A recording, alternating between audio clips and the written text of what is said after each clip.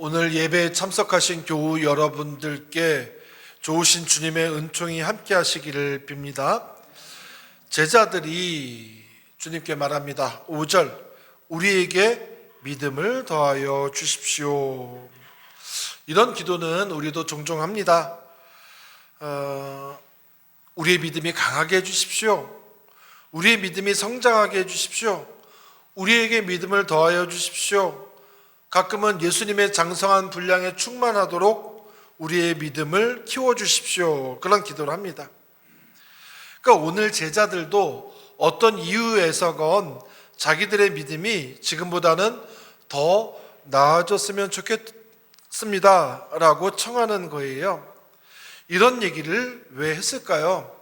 그 앞에 있는 말씀 때문입니다.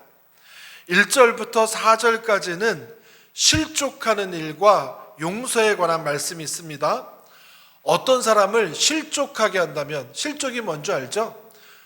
말 그대로는 발을 헛디디는 거잖아요. 어떤 사람의 발을 헛디게 한다면 그 실족하게 한 사람은 옛 성경의 표현대로라면 연자맷돌을 목에 걸고 바다에 빠져 죽는 게 차라리 낫다라는 겁니다. 그것과 비교해서 용서는 끝없이 해야 한다는 거예요. 만일 하루에 어떤 사람이 하루에 7번 나한테 죄를 짓고 7번 돌아와서 미안합니다, 회개합니다 라고 하는 사람이 있으면 하나님의 사람은 기꺼이 용서할 수 있어야 한다는 것입니다. 그런데 과연 그럴 수 있을까요? 여러분은 어떠세요? 어떤 사람이 나한테 똑같은 잘못을 7번을 합니다. 그리고 와가지고 그때마다 내가 잘못했습니다, 나를 용서해 주세요. 그러면 뭐라고 생각할 것 같아요? 용서하실 수 있을 것 같아요? 속으로 이놈이 나를 놀리나? 그렇게 생각하지 않겠어요? 하지만 그렇다 하더라도 하나님의 백성은 그 사람을 용서할 수 있어야 한다는 게 예수님의 말씀이에요. 바로 이 대목에서 제자들이 더 나은 믿음을 생각한 것 아닐까 싶습니다. 이게 맨정신으로는 그렇게 못하겠다는 거예요. 어떻게 맨정신으로 나한테 7번 똑같이 잘못한 사람을 7번 용서할 수 있겠습니까? 맨정신으로는 안 되니까 우리의 믿음이 여기서 더 커지게 해주십시오. 그렇게 제자들이 얘기를 하는 겁니다. 근데 제자들의 생각을 추측을 해보면 믿음이라는 게 크기가 있다는 거예요. 큰 믿음이 있고 작은 믿음이 있고, 혹은 많은 믿음이 있으면 적은 믿음이 있고, 혹은 강한 믿음이 있으면 약한 믿음이 있다라고 생각을 하는 거예요. 우리도 이런 생각을 갖고 있으니까 제자들과 똑같이 기도합니다. 주님, 우리에게 믿음을 좀 더 센 믿음을 주십시오. 그런데 예수님께서는 전혀 다른 말씀으로 응답합니다. 6절 말씀입니다. 너희에게 겨자씨 한 알만한 믿음이라도 있으면, 겨자씨 한 알만한 믿음이라도 있으면, 많이 들어봐서 아시겠지만 겨자씨는 통통한 참깨보다 조금 작답니다. 그러니까 사이즈로 하면 너무너무 작은 씨인데, 그렇게 작은 씨 정도의 믿음으로 무엇을 할 수 있다는 말입니까? 그런데 예수님은 그 작은 씨만한 믿음으로 뽕나무더러 뽑혀서 바다에 심겨라 하면 그대로 될 것이다, 그렇게 말씀을 하시는 거예요. 여러분은 믿음이 있습니까? 겨자씨만한 믿음이 있습니까? 그러면 그렇게 한번 해볼까요? 우리가 명령하면 진짜로 뽕나무가, 산에 있는 뽕나무를 뽑혀서 바다에 심겨라 그러면 바다에 심겨야 되는 거잖아요. 근데 우리는 시도하지 않습니다. 왜 시도하지 않아요? 그래봐야 안 될 걸 알기 때문에 안 하는 겁니다. 그러면 우리는 지금 내가 겨자씨만한 믿음이라도 있는가 고민을 해봐야 합니다. 겨자씨만한 믿음, 저도 처음에는 이것을 믿음의 크기라고 생각을 했어요. 야, 그렇게 작은 겨자씨만한 믿음으로도 어마어마한 일이 일어난다라면 더 큰 믿음으로 살게 될 때 내 삶이 얼마나 큰 일들이 가득할까. 그래서 저도 항상 더 큰 믿음을 달라고 기도를 했습니다. 근데 나중에 깨닫게 된 게 있어요. 겨자씨와 관련 있는 성경을 찾아보다 한 가지 깨달았습니다. 마태복음 13장 31절 32절인데요.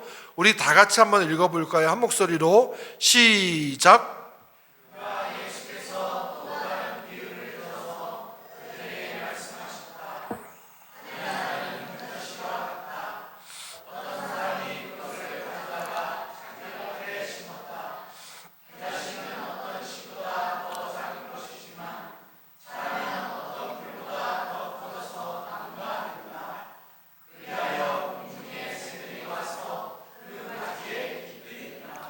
아멘. 여기서 보면 겨자씨가 어떤 씨보다 작지만 자라면 풀보다 더 커져서 나무가 되고 그 나무에 공중의 새들이 와서 가지에 깃들게 된다라고 되어 있습니다. 참깨보다도 작은 겨자씨가 나무처럼 클 수 있는 비결이 뭡니까? 그 씨가 살아있기 때문입니다. 모든 살아있는 것은 다 자라게 마련입니다. 오늘 말씀에서 예수님이 가르쳐 주시는 것은 겨자씨가 살아있기 때문에 나무만큼 자라는 것처럼 믿음도 그런 것이어야 한다는 겁니다. 믿음은 큰 믿음이 있고 작은 믿음이 있고 강한 믿음이 있고 약한 믿음이 있고 그것으로 따지는 것이 아니라 살아있는 믿음이냐 죽은 믿음이냐가 중요하다라는 거예요. 제자들이 믿음을 더해 주십시오, 큰 믿음을 주십시오 요청했는데 예수님의 답변은 살아있는 믿음이 있다면 뽕나무더러 뿌리가 뽑혀서 바다에 심기라고 해도 그렇게 될 것이다 하는 것입니다. 믿음은 크기의 문제가 아니라 생명력의 문제입니다. 살아있는 믿음이냐 죽은 믿음이냐. 그렇다면 살아있는 믿음은 무엇일까? 제가 설교를 준비하면서 몇 가지로 정리해 봤습니다. 첫째는 행동으로 나타나는 믿음입니다. 야고보서 2장에 보니까 행함이 없는 믿음은 죽은 믿음이라고 했어요. 살아있는 믿음은 하나님을 신뢰하는 마음이 우리 삶 가운데서 구체적인 사랑과 정의의 실천으로 나타나게 마련입니다. 둘째, 하나님과의 관계 속에서 자라나는 믿음입니다. 단발적인 감정이 아니에요. 우리가 하나님을 믿는다라고 하면 감정적으로 하나님을 사랑하는 것 같고 뭔가 힘을 얻는 것 같고 그런데 그게 아니라는 거예요. 기도와 말씀, 공동체 안에서의 교제를 통해서 하나님과 연결되면서 점점 성숙해집니다. 살아있는 믿음은 관계적이고 계속 성장합니다. 셋째, 살아있는 믿음은 위기 속에서도 하나님을 신뢰하는 믿음입니다. 고난이나 불확실함 속에서 흔들리지 않고 하나님을 신뢰하는 태도, 그것이 살아있는 믿음의 힘입니다. 넷째, 세상과 단절하지 않는 믿음입니다. 살아있는 믿음이란 세상에서 도피해서 교회 안에서만 산속에서만 지내는 것이 아니라 세상 속에서 빛과 소금이 되는 것으로 드러납니다. 다섯째, 살아있는 믿음은 희망을 품은 믿음입니다. 희망을 품은 믿음이란 단순히 현재만 보는 것이 아니라 혹은 과거에 발목 잡혀 사는 것이 아니라 하나님의 나라를 바라보면서 현실을 새롭게 해석하고 살아가게 합니다. 정리하면 살아있는 믿음은 마음과 입술에만 머물지 않고 하나님과의 살아있는 관계 안에서 살아갈 때 세상에서 사랑과 정의로 나타나는 믿음이라고 말할 수 있습니다. 저는 여러분이 살아있는 믿음을 가지게 되기를 소원합니다. 그리고 실제로 여러분 안에 그 살아있는 믿음이 있습니다.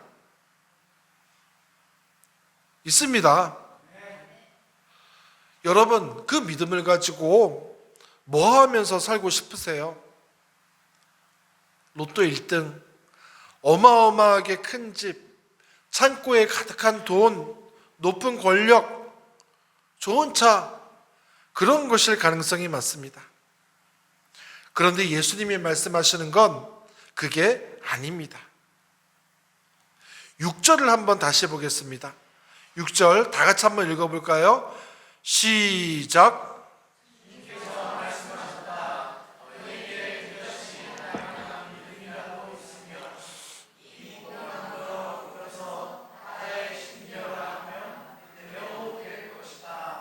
아멘.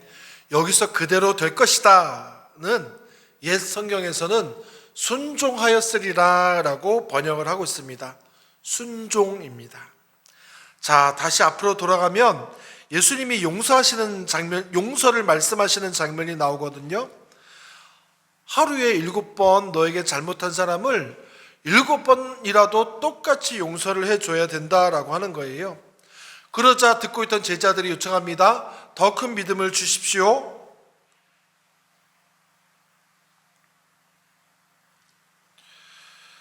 언뜻 생각하면 제자들의 기도가 좋아 보이기도 합니다. 내가 지금 가진 믿음의 크기로는 감당이 안 되니까 더 큰 믿음을 주십시오. 그런데 예수님이 말씀하시는 건 아까 말씀드렸던 것처럼 살아있는 믿음을 가지는 게 중요하다라고 하는 것이고요. 두 번째는 순종하는 믿음의 태도를 가지는 게 중요하다라고 하는 겁니다. 겨자씨 한 알만한 믿음이면 뽕나무도 순종하는데 너에게 믿음이 있으면 못할 게 무엇이냐라고 하는 게 예수님 말씀의 요지입니다. 이것 때문에 7절부터 10절 종의 이야기를 붙이고 있는 거예요. 종이 하루 종일 밖에서 일하고 고생하다 집에 왔는데 어느 주인이 야 고생했으니까 바로 돌아가셔라 그렇게 안 한다라는 거예요. 야 밥 차려 청소해. 그리고 그 다음에 주인들 다 수종을 들고 나면 그 다음에 종이 밥을 먹고 쉴 수 있는 시간이 생긴다는 겁니다. 이 이야기를 완벽하게 이해하는 것은 어려워요. 왜냐하면 우리가 사는 시대에는 종을 부리지 않잖아요. 그런데 예수님 시대에 살던 사람들은 예수님이 이 말씀을 하시는 순간 아 맞지라고 동의했을 거란 말이에요. 종은 밭에서 돌아와 피곤해도 주인의 식사를 준비해야 되고 자기가 배가 고파서 쓰러질 지경이라고 하더라도 주인의 식사가 다 끝날 때까지 옆에서 수종을 들어야 합니다. 이 모든 일을 다 했는데도 주인의 칭찬을 기대하지도 않습니다. 왜? 그게 종이 할 일이기 때문이에요. 이런 말씀을 하신 다음에 예수님께서 결론 내려주십니다. 10절 말씀입니다. 이와 같이 너희도 명령을 받은 대로 다 하고 나서 우리는 쓸모없는 종입니다. 우리는 마땅히 해야 할 일을 하였을 뿐입니다. 이렇게 말하라는 거예요. 자, 정리를 해보겠습니다. 제자들이 예수님께 받은 명령의 핵심은 뭐냐면 용서하라는 거예요. 용서라는 것은 용서해 볼래? 한번 그렇게 해보지 않겠니가 아니라 명령이라는 거예요.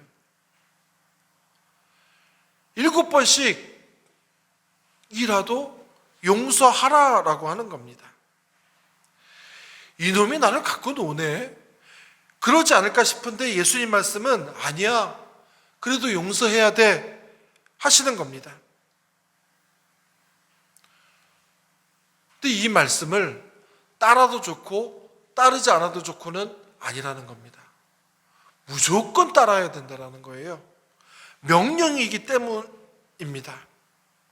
예수님이 주인이고 나는 종이기 때문이에요. 용서의 문제에 있어서는 그저 말씀에 순종하는 것밖에 없다는 얘기입니다. 억울하잖아요. 아니, 나한테 7번 똑같이 잘못했는데 7번을 똑같이 용서를 해줘야 돼요. 진심으로 용서를 하라는 거예요. 그런데 그렇게 용서를 하고도 공치사도 할 수 없다는 겁니다. 우리는 쓸모없는 종일 뿐입니다. 마땅히 해야 될 일을 했을 뿐입니다. 이렇게 생각하라는 거예요. 어디 용서뿐이에요? 자기 십자가를 져라, 높은 자리보다 낮은 자리를 찾아가서 앉아라, 하나님과 돈을 겸하여서 섬길 수 없다? 예수님의 말씀들이 전부 그래요. 이 말씀들 중에 대부분은 맨정신으로 할 수 없는 게 많습니다. 모든 말씀들이 이 세상의 원리를 뒤집는 얘기들이고 우리가 배워온 것과는 반대 방향을 가리키고 있습니다. 그래서 지금도 많은 사람들이 이 믿음으로는 안 되겠습니다. 좀 더 큰 믿음을 주십시오. 좀 더 강한 믿음을 주십시오. 좀 더 나은 형편을 주십시오. 그러면 할 수 있을 것 같습니다. 이렇게 생각한다는 거예요. 그런데 그 사람들을 향해서 예수님은 뭐라고 말씀하시냐? 아니야. 겨자씨만한 믿음이라도 있으면 충분히 할 수 있는 일이야 라고 말씀하시는 거예요. 말씀을 종합해서 정리하겠습니다. 믿음은 큰 믿음이 있고 작은 믿음이 있는 것이 아니라 살아있는 믿음인가 죽은 믿음인가로 나뉩니다. 그리고 그 살아있는 믿음이라면 겨자씨만큼 작은 것이라도 순종을 통해서 그 믿음은 큰 역사를 우리 삶에 드러낼 수 있다라고 하는 겁니다.